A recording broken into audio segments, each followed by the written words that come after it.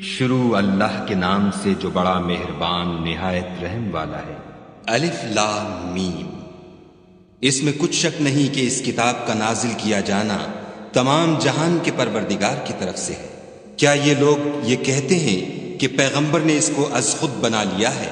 نہیں، بلکہ وہ تمہارے پروردگار کی طرف سے برحق ہے، تاکہ تم ان لوگوں کو ہدایت کرو جن کے پاس تم سے پہلے کوئی ہدایت کرنے والا نہیں آیا، تاکہ یہ رستے پر چلے۔ خدا ہی تو ہے جس نے آسمانوں اور زمین کو اور جو چیزیں ان دونوں میں ہیں سب کو 6 دن میں پیدا کیا، پھر عرش پر قائم ہوا۔ اس کے سوا تمہارا نہ کوئی دوست ہے اور نہ سفارش کرنے والا۔ کیا تم نصیحت نہیں پکڑتے؟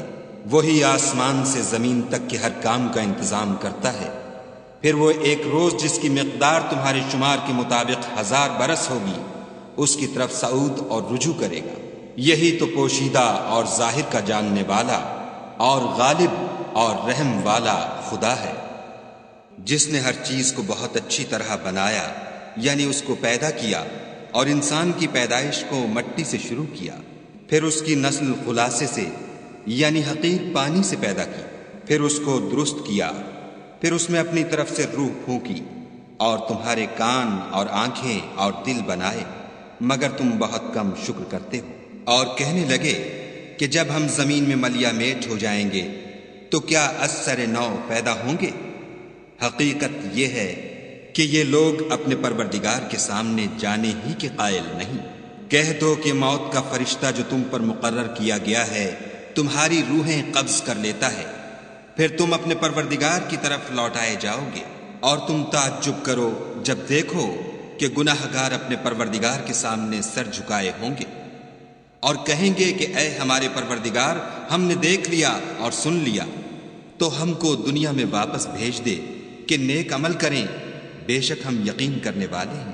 اور اگر ہم چاہتے تو ہر شخص کو ہدایت دے دیتے، لیکن میری طرف سے یہ بات قرار پا چکی ہے کہ میں دوزخ کو جنوں اور انسانوں سب سے بھر دوں گا۔ سو اب آگ کے مزے چکھو، اس لیے کہ تم نے اس دن کے آنے کو بھلا رکھا تھا۔ آج ہم بھی تمہیں بھلا دیں گے، اور جو کام تم کرتے تھے ان کی سزا میں ہمیشہ کے عذاب کے مزے چکھتے رہو۔ ہماری آیتوں پر تو وہی لوگ ایمان لاتے ہیں کہ جب ان کو ان سے نصیحت کی جاتی ہے تو سجدے میں گر پڑتے اور اپنے پروردگار کی تعریف کے ساتھ تسبیح کرتے ہیں اور غرور نہیں کرتے۔ ان کے پہلو بچھونوں سے الگ رہتے ہیں، اور وہ اپنے پروردگار کو خوف اور امید سے پکارتے، اور جو مال ہم نے ان کو دیا ہے اس میں سے خرچ کرتے ہیں۔ کوئی متنفس نہیں جانتا کہ ان کے لیے کیسی آنکھوں کی ٹھنڈک چھپا کر رکھی گئی ہے۔ یہ ان اعمال کا صلہ ہے جو وہ کرتے تھے۔ بھلا جو مومن ہو وہ اس شخص کی طرح ہو سکتا ہے جو نافرمان ہو؟ دونوں برابر نہیں ہو سکتے۔ جو لوگ ایمان لائے اور نیک عمل کرتے رہے ان کے رہنے کے لیے باغ ہیں، یہ مہمانی ان کاموں کی جزا ہے جو وہ کرتے تھے، اور جنہوں نے نافرمانی کی ان کے رہنے کے لیے دوزخ ہے، جب چاہیں گے کہ اس میں سے نکل جائیں تو اس میں لوٹا دیے جائیں گے، اور ان سے کہا جائے گا کہ جس دوزخ کے عذاب کو تم جھوٹ سمجھتے تھے اس کے مزے چکھو، اور ہم ان کو قیامت کے بڑے عذاب کے سوا عذاب دنیا کا بھی مزہ چکھائیں گے، شاید ہماری طرف لوٹ آئیں۔ اور اس شخص سے بڑھ کر ظالم کون جس کو اس کے پروردگار کی آیتوں سے نصیحت کی جائے تو وہ ان سے منہ پھیر لے۔ ہم گناہ گاروں سے ضرور بدلہ لینے والے ہیں۔ اور ہم نے موسیٰ کو کتاب دی تو تم ان کے ملنے سے شک میں نہ ہونا، اور ہم نے اس کتاب کو یا موسیٰ کو بنی اسرائیل کے لیے ذریعہ ہدایت بنایا، اور ان میں سے ہم نے پیشوا بنائے تھے جو ہمارے حکم سے ہدایت کیا کرتے تھے، جب وہ صبر کرتے تھے اور وہ ہماری آیتوں پر یقین رکھتے تھے۔